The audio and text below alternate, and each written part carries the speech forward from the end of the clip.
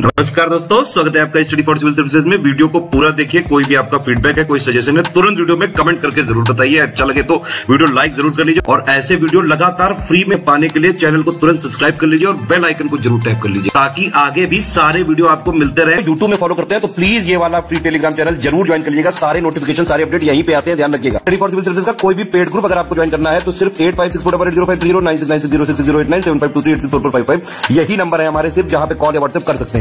Instagram पे हमारा page जरूर फॉलो कर लीजिएगा, स्टडी फॉर सिविल .सर्विसेज है। ट्विटर पे हमको जरूर फॉलो कर लीजिएगा, @study for civils है। सारे क्वेश्चन अटेम्प्ट करिए और स्कोर अपना तुरंत कमेंट करके बताइए। दोस्तों नमस्कार, स्टडी फॉर सिविल सर्विसेज में आप सभी का स्वागत है। आरओ पेड क्विज हम लगातार देख रहे हैं, कंटिन्यू करेंगे उसे, ठीक है। और ऑफलाइन टेस्ट सीरीज के बारे में मैं कई बार बता चुका हूं। आप उसमें अगर इंटरेस्टेड हैं तो डिस्क्रिप्शन बॉक्स में जो हमारी वेबसाइट है उस पर आप जाकर के रजिस्टर कर सकते हैं और हमारे पेड ग्रुप्स में भी जुड़ना चाहें तो उसकी कॉन्टैक्ट डिटेल भी वहाँ पे दी हुई है। पूछा गया है, जवाहरलाल नेहरू कृषि विश्वविद्यालय मध्य प्रदेश के किस शहर में स्थित है। तो कुछ इंपॉर्टेंट इंस्टीट्यूशंस के बारे में पूछा जाता है, उसमें से एक ये है और ये है जबलपुर में। कोई भी लिक्विड और गैस, ठीक है, इसमें से कौन सी प्रॉपर्टी कभी शो नहीं करते तो उनमें जो है लौह चुंबकीय गुण नहीं पाया जाएगा। Option C ferromagnetic. संविधान का कौन सा अनुच्छेद कानून के समक्ष समानता है ना, कोई भी वो लॉ के आगे सभी लोग सेम है, ये प्रावधान है हमारे आर्टिकल 14 में, फंडामेंटल राइट्स के भाग जो 3 है, ठीक है।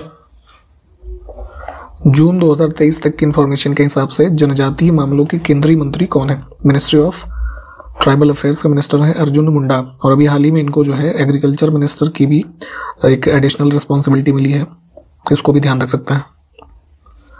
तापी नदी का बेसिन किस राज्य में फैला हुआ है। तो जितने भी स्टेट्स में है ना रिवर एक तरीके से फ्लो होती है तो वहाँ पे हम इसको कंसीडर करते हैं रिवर बेसिन का एरिया।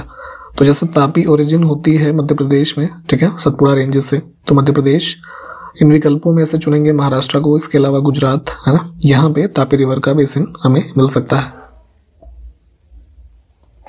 नेक्स्ट है, हवा महल किस शहर में स्थित है। तो राजस्थान की कैपिटल है जयपुर, ठीक, जयपुर में ये है। हवा महल जो है डिज़ाइन किया गया था एक लालचंद उस्ताद थे इनके द्वारा, किसके लिए, महाराजा सवाई प्रताप सिंह। कंप्लीट हुआ था ये अराउंड 1799 में। नेक्स्ट है शिमला जो कि हिमाचल प्रदेश में है, ठीक है। यहाँ स्थित संस्कृत एवं सभ्यता अध्ययन केंद्र का क्या नाम है। तो Indian institute of advance studies है शिमला में, तो उसमें ही टैगोर सेंटर नाम से ये कल्चरल स्टडी सेंटर जो है इनॉग्रेट किया गया था, उसी के बारे में पूछा गया है। तो ऑप्शन सी रविन्द्रनाथ टैगोर जी के नाम पे। हर्षवर्धन की जीवनी जिसका टाइटल है हर्षचरित, इसके राइटर का नाम बताना है। तो ये लिखा था बाणभट्ट ने, ठीक है, अराउंड 7th सेंचुरी में और संस्कृत भाषा में है, ठीक है, इसको ध्यान रख सकते हैं। किस दिल्ली सल्तनत के शासक ने एकता प्रणाली शुरू की थी। तो एकता सिस्टम जो हमने पहले भी शायद बात की है कि in exchange of military services जो कह लीजिए लैंड होता था उस डायनेस्टी के क्षेत्राधिकार में वो नोबल्स को दिया जाता था, ठीक है। तो ये सिस्टम स्टार्ट किया था सबसे पहले इल्तुतमिश ने। Option first. In the afternoon of time an autobiography किस कवि ने लिखी है। तो ये जो पुस्तक है हरिवंश राय बच्चन जी की है। देखिए, मराठा साम्राज्य के संबंध में पेशवा या पेशवाई के बारे में आपने पढ़ा होगा, तो इसको कब उन्मूलन किया गया, इसका समाप्त किया गया। तो देखिए 3rd एंग्लो मराठा वॉर हो रहा था, तो उसी के दौरान शासक कौन थे, ये बाजीराव सेकंड, ठीक। तो इनकी हार हुई और उसी में 1818 वर्ष में, ठीक, पेशवाई को ब्रिटिशर्स के द्वारा समाप्त किया गया। Option C.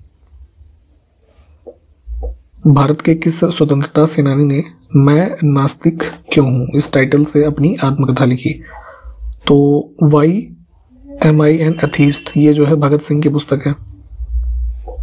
संसद की एक समिति है लोक लेखा समिति, पब्लिक अकाउंट कमेटी। तो पूछा गया है कि इसके सदस्य जो होते हैं कितनी अवधि के लिए चुने जाते हैं। तो जाहिर सी बात है ये समिति जो है 1 साल के लिए चुनी जाती है, तो मेंबर भी 1 साल के लिए चुने जाएंगे, ठीक। सबसे पहले ये गवर्नमेंट ऑफ इंडिया एक्ट 1919 में जो आया तो उसके माध्यम से 1921 में पहली बार इसका गठन हुआ और इसमें जो है कुल 22 मेंबर होते हैं जिसमें से 15 लोकसभा और बाकी के राज्यसभा से, ठीक। तो 1 ईयर को चुनेंगे।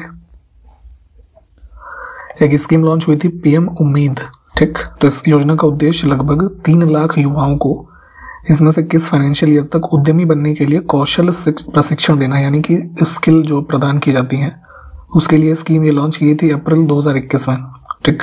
और जो टारगेटेड टेन्योर है 2025-26 तक में 3 लाख युवाओं को ट्रेन करना। तो ये इतने लोग मतलब उद्यमी बने स्किल लेकर के या ना बने वो अलग चीज़ है, बट आपको फैक्ट के तरीके इसको याद रखना है।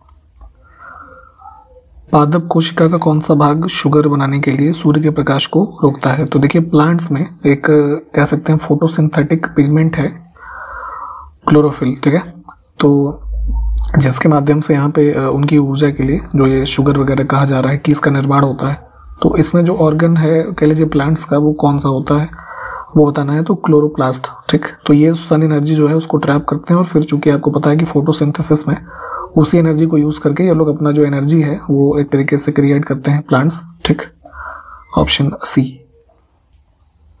नेक्स्ट है किसी वस्तु के त्वरण को इसमें से हम किस प्रकार का कह सकते हैं जब वह वस्तु एक सीधी रेखा में गति करती है और समय के नियमित अंतराल में उसका वेग बढ़ता या घटता रहता है। तो मान लीजिए ए से बी की पोजीशन में हमारा एक मान लीजिए कोई कार है जा रही है, ठीक है। रेगुलर इंटरवल पे उसकी स्पीड इंक्रीज हो रही है और रेगुलर पे डिक्रीज हो रही है। तो ए से बी तक में जो उसको पहुंचने में एक्सेलरेशन यूज हुआ वो क्या हुआ? यूनिफॉर्म, यानी कि एक समान हम उसे कह सकते हैं। अगर बीच में मान लीजिए सिर्फ ये हो जाए ए से बी तक गई, बीच में एकदम से बढ़ गई, उसके बाद जो है इतनी ज़्यादा धीरे हो गई इसके कंपैरिजन में स्पीड, ठीक है। स्पीड यानी कि त्वरण को हम कह सकते हैं यहाँ पे, तो वो यूनिफॉर्म नहीं होगी, उसमें असमान हो जाएगी, है ना। तो इस प्रकार से इसको आप समझ सकते हैं। उत्तराखंड राज्य में धौली गंगा नदी के पास स्थित पर्वत का चयन करें। तो धौली गंगा को चाहे तो मैप में देख लीजिएगा, चमोली के रीजन में जो है नंदा देवी माउंटेन्स इसके सराउंडिंग है, ऑप्शन बी। देखिए कई बार आप मेले में गए होंगे तो वहाँ पे आपने कठपुतली के डांस के शोज होते हैं, है ना। ऐसे छोटा सा होगा, उसमें एक मेल और मोस्टली एक फीमेल छोटी सी आकृति में गुड़िया जैसे, तो उसको कई बार रॉड से है ना डांस कराते हैं, कई बार धागे लगे होते हैं, कई बार ग्लव्स वाले होते हैं। तो उसी में से एक है ग्लव पपेट शो, कठपुतली शो जो दस्ताने वाला होता है। तो केरला में इसको किस नाम से जानते हैं? तो इसको पावक थली ऐसे नाम है, ऑप्शन सी। जैसे कुंथई लिखा है तो कुंथई होता है यहाँ पे उड़ीसा में, ठीक है। ये इसमें रॉड या धागे, हाँ धागे वाला होता है ये, ठीक है। गोम्बेट्टा जो है ये होता है कर्नाटका में, ठीक। और एक और पॉपुलर है यमपुरी, वो किया जाता है कहाँ पे? बिहार में, ठीक है। वो रॉड से जुड़े होते हैं, वो दोनों जो उसमें होते हैं कठपुतली, ठीक, उस तरीके से किया जाता है ये। ईरान से दिल्ली तक कलाकारों जिसमें से मीर सैयद अली और अब्दुस समद इन दोनों के साथ कौन सा मुगल शासक आया था? तो जो है ये ध्यान रखेंगे कि ये फेमस पेंटर्स थे, ईरान से आए। कौन लेकर के आया था इंडिया में? हुमायूं, ठीक। किस समिति ने भारतीय आपराधिक न्याय प्रणाली में सुधारों पर 2003 में अपनी रिपोर्ट प्रस्तुत की थी? तो जो है माली मत एक कमेटी बनी थी, ऑप्शन फर्स्ट, है ना।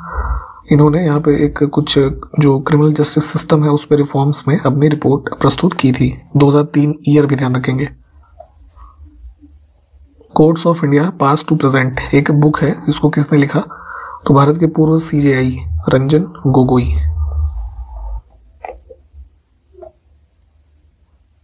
क्षेत्रीय ग्रामीण बैंक जो रीजनल रूरल बैंक्स आप देखते हैं, तो इसमें भारत सरकार की हिस्सेदारी बतानी है हमें। तो देखिए आरआरबीज को सबसे पहली बार भारत में एस्टेब्लिश किया गया था 1975 में, ठीक। इसमें 3 हिस्सेदार होते हैं किसी पर्टिकुलर रीजनल रूरल बैंक में। 50% केंद्र सरकार की हिस्सेदारी होती है, 35% जो उसका स्पॉन्सर बैंक होता है, ठीक। और 15% जिस राज्य में वो बैंक स्थित है उस राज्य के सरकार की हिस्सेदारी होती है। हमारे संविधान का जो भाग 4 है, ठीक है, 4A, ठीक, फंडामेंटल ड्यूटीज। तो इसमें 11 प्रकार की हम फंडामेंटल ड्यूटीज पढ़ते हैं। तो उनका जो उद्देश्य है किस तरीके का है? एथिकल, सोशल और इकोनॉमिक, है ना। इसके इंपॉर्टेंस की हमारी फंडामेंटल ड्यूटीज ये बताती हैं। तो ऑप्शन फर्स्ट को इस ब्लैंक में हम भरेंगे। किसी तरल पदार्थ के द्वारा आरोपित घर्षण बल का नाम क्या है ये बताना है। तो फ्लूइड में देखेंगे, फ्लूइड में एक तरीके से एक श्यानता वाला जो गुण होता है ना, विस्कस नेचर, तो उसी जो विस्कस नेचर है उसके रेफरेंस में जो फ्रिक्शनल फोर्स यहाँ पे कार्य करता है एक तरीके से, उसको ड्रेजिंग फोर्स बोलते हैं। ठीक है, तलकर्षण। किसी विशेष वर्ष के दौरान देश के अंतर्गत उत्पादित सभी अंतिम वस्तुओं और सेवाओं के मौद्रिक मूल्य को क्या कहते हैं? तो एक फाइनेंशियल ईयर में हम यहाँ पे जो फाइनल गुड्स एंड सर्विसेज होती हैं उसको क्या बोलते हैं? देश की जीडीपी। ठीक।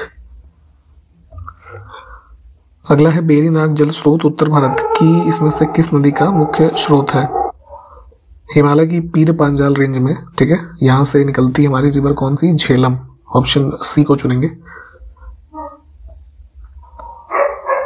देखिए, बैंकों के अलावा भारत के ग्रामीण क्षेत्रों में सस्ते ऋण के अन्य औपचारिक स्रोत है ना, औपचारिक यानी कि फॉर्मल, ये नहीं कि इनफॉर्मल। यहाँ पे जो अन्य ऑप्शंस हैं ये सब इनफॉर्मल सोर्सेस होते हैं। सहकारी समितियां जो है ये बैंकों के बाद हमें कुछ लोन्स प्रोवाइड कर सकती हैं, चीप मतलब क्रेडिट। राष्ट्रीय आंदोलन के निम्नलिखित नेताओं में से किसने द्वितीय गोलमेज सम्मेलन में भाग नहीं लिया? 3 राउंड टेबल कॉन्फ्रेंसेस हमने पहले पढ़ी हुई हैं। 31 में जो सेकंड होती है काफी इंपॉर्टेंट है क्योंकि इसमें गांधी जी पार्टिसिपेट करते हैं। ठीक, कांग्रेस को रिप्रेजेंट करते हुए। तो 31 डेलीगेट्स ऐसे हैं जिनके नाम इंपॉर्टेंट है। इसकी एक बार लिस्टिंग देखिएगा। ठीक, जिन्होंने यहाँ पे पार्टिसिपेट किया उसमें से मौलाना आज़ाद यहाँ पे नहीं थे, जैसे फेमस लोगों में जवाहरलाल नेहरू भी इसमें नहीं थे। ठीक, यहाँ पे ये लोग, इसके अलावा जैसे भीमराव अम्बेडकर, महादेव देसाई है ना, एनी बेसेंट, और मतलब ये जो कुछ प्रमुख नाम है इनको ध्यान रखेंगे, इन लोगों ने पार्टिसिपेट किया था।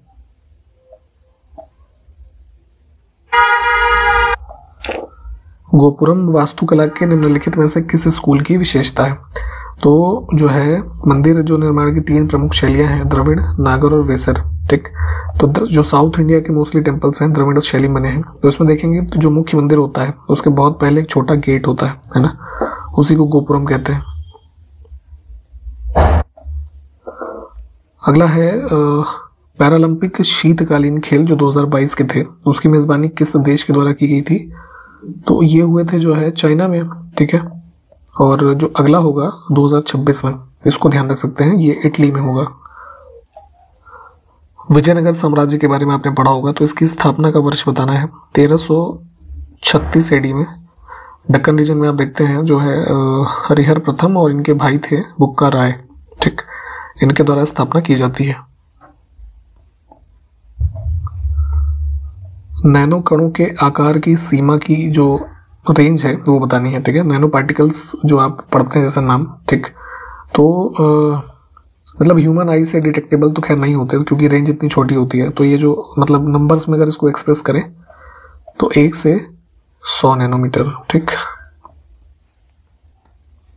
सर्वेंट्स ऑफ इंडिया सोसाइटी की स्थापना 1905 में किसके द्वारा की गई? तो अलग अलग एथनिसिटी और रिलीजन के लोगों को वेलफेयर वर्क्स के लिए जो है इकट्ठा करने के लिए, यूनाइट करने के लिए गोपाल कृष्ण गोखले जी ने है ना इसको स्थापित किया था। CBDC, ठीक है, डिजिटल मुद्रा का एक प्रकार, इसका फुल फॉर्म है सेंट्रल बैंक डिजिटल करेंसी। ठीक, तो इसको 2022 में किस संस्था ने लॉन्च किया था? तो पायलट बेसिस पे, जैसे हम क्रिप्टो करेंसीज में बिटकॉइन या डिजिटल करेंसी ये सब पढ़ते हैं ना, तो उसी कॉन्सेप्ट पे एक लीगली भारत की डिजिटल करेंसी क्रिएट करने की कोशिश है रिजर्व बैंक ऑफ इंडिया की। निम्नलिखित वैज्ञानिकों में से किसको या किसने जीव विज्ञान और भौतिकी दोनों के क्षेत्र में शोध किया है? काफ़ी फेमस साइंटिस्ट हैं इंडियन ओरिजिन से संबंध रखने वाले, जगदीश चंद्र बसु या बोस। ठीक, तो इन दोनों मतलब उसमें फील्ड्स में रिसर्च वर्क इन्होंने किया और इनको जो है जैसे कई सारी चीज़ों के लिए जाना जाता है, खास करके जैसे रेडियो ये साइंस के जनक के रूप में भी इनको जाना जाता है। ठीक, प्रसिद्ध उपन्यास आनंद मठ का कथानक क्या है? तो यानी कि किस चीज़ की घटना के ऊपर आनंद मठ को लिखा गया? तो बंकिम चंद्र चटर्जी ने इसको लिखा था और 1770s में सन्यासी विद्रोह एक हुआ था। ठीक, यही इसका कथानक है इस पुस्तक का। निम्नलिखित धातुओं में से कौन सी धातु चुंबक के द्वारा आकर्षित नहीं होती? तो इस तरह का जो है मैग्नेटिक कह लीजिए नेचर नहीं होता किसमें? एल्युमिनियम में, ब्रास, कॉपर है ना, लेड, इन सब चीज़ों में। CT स्कैन जो एक मेडिकल कुछ कंडीशंस को डायग्नोस करने के लिए कराया जाता है, इसमें किस किरण या तरंग का उपयोग करते हैं? तो इसका फुल फॉर्म जानिएगा, कंप्यूटराइज या फिर कंप्यूटेड टोमोग्राफी इसको कहते हैं, ठीक। और इसमें यूज होता है एक्सरेज। नेक्स्ट है 2011 की जनगणना के अनुसार भारत में कुल साक्षरता और महिला साक्षरता दर के बीच कितना अंतर था? तो इसके लिए आपको जो है आंकड़े जानने या कितने परसेंटेज इस पॉपुलेशन साक्षर थी उसको याद होना ज़रूरी है। तो देखिए ओवरऑल हमारी देखिए पूछा गया है कि टोटल लिटरेसी जो थी तो ये थी लगभग 74.04%, ठीक। और फीमेल जो लिटरेसी थी ये अराउंड 65.4 के आसपास मान लीजिए, ठीक है। तो इसको माइनस करेंगे इसमें से तो लगभग 8.5% का गैप था। कम्युनिस्ट पार्टी की स्थापना सबसे पहली बार देखेंगे अक्टूबर 1920 में होती है। तो कहाँ होती है? तो एम.एन. रॉय और कुछ अन्य लीडर्स, ठीक, इन्होंने इसको फाउंड किया था ताशकंद में, जो अभी वर्तमान में कैपिटल है उज़्बेकिस्तान की, ठीक है। इसको चुनेंगे। लेटर ऑन इंडिया में जो फाउंडेशन होता है कानपुर में, उसका वर्ष बताइए जरा। एक कृत्रिम उपग्रह को इसमें से किस चीज के माध्यम से या किसके उपयोग से पृथ्वी से बहुत सटीक रूप से ट्रैक किया जा सकता है? जैसे आर्टिफिशियल सैटेलाइट हम छोड़ते हैं किसी ऑर्बिट में, अब वो क्या हो रहा है, मूव हो रहा है। हम किसी मान लीजिए ए पॉइंट से अब उसको ऑब्जर्व कर रहे हैं, अब वो किसी समय यहाँ होगा, फिर चल करके यहाँ आ जाएगा, फिर यहाँ आएगा, ऐसे चलेगा ना। तो एक होता है डॉपलर इफेक्ट, ठीक। इसमें क्या होता है कि ये डॉपलर इफेक्ट ही बताता है change in the frequency of कह सकते हैं किसी ऑब्जेक्ट के बारे में। अब फ्रीक्वेंसी का चेंज किस में मेजर करता है? ये साउंड या फिर लाइट वेव जो ये हमारा ऑब्जेक्ट प्रोड्यूस कर रहा है ना, मूव करते हुए। तो इसी के माध्यम से है ना यहाँ पे हम इसको किसी उसको सैटेलाइट को पृथ्वी से ट्रैक करते हैं। किस वर्ष में भारतीय रुपए का पहली बार लगभग 37% अवमूल्यन किया गया? तो यहाँ पे चूंकि इन्होंने वो दिया हुआ है ना ये परसेंटेज, ठीक। तो देखिए भारत में 3 बार करेंसी का हमारी डिवैल्यूएशन हुआ है इन्फ्लेशन के रेफरेंस में। पहली बार 1949 में, सेकेंड टाइम लगभग 37% 66 में, इसको चुनेंगे। और तीसरी बार कब? 1991 में। इन तीनों वर्षों को ध्यान रखेंगे। नील के किसानों की दुर्दशा पर लिखी गई पुस्तक नील दर्पण के लेखक का नाम बताना है। तो इंडिगो रिवोल्ट एक तरीके से पॉपुलर रहा लगभग 1858 वगैरह में देखेंगे। तो उसी पे 1860 में एक पुस्तक लिखी गई दीन बंधु मित्र के द्वारा, ठीक है, नील दर्पण, जिसमें इस चीज के बारे में उल्लेख किया गया है। बहुलक के निम्नलिखित विकल्पों में से कौन सा थर्मोप्लास्टिक का एग्जाम्पल नहीं है? ठीक, टेफ्लॉन, पॉलिस्टीरीन, पॉलीथीन, ये सब इसमें आ जाएगा। नियोप्रीन एक प्रकार का हमारा इसमें आ जाएगा सिंथेटिक रबर की कैटेगरी में। अल्बर्ट आइंस्टीन को उनके किस सिद्धांत के लिए नोबेल पुरस्कार से सम्मानित किया गया? तो फिजिक्स का नोबेल मिला था इनको 1921 में, ठीक है। किसके लिए? Photo electric effect. उस रासायनिक यौगिक का चयन करना है जो ब्लीचिंग पाउडर में मौजूद होता है। तो ब्लीचिंग पाउडर में क्या है? कैल्शियम ऑक्सीक्लोराइड है ना, या फिर कैल्शियम जो है ये हाइपोक्लोराइड जो बोलते हैं इसे CaCl2, ठीक, इसको भी ध्यान रख सकते हैं। किसी पदार्थ की मात्रा बढ़ाने से इसमें से किस एंटिटी में परिवर्तन नहीं होगा? ठीक है, इस प्रश्न का उत्तर आप हमको कमेंट करके बताइए। इंतजार रहेगा आपके आंसर का। और हमारी ऑफलाइन टेस्ट सीरीज के लिए studyforcivilservices.co.in इस वेबसाइट पे आप विजिट करें, आप वहां पे जाकर के रजिस्टर कर सकते हैं। ठीक, तो मिलते हैं फिर अगले वीडियो में, तब तक के लिए नमस्कार, जय हिंद।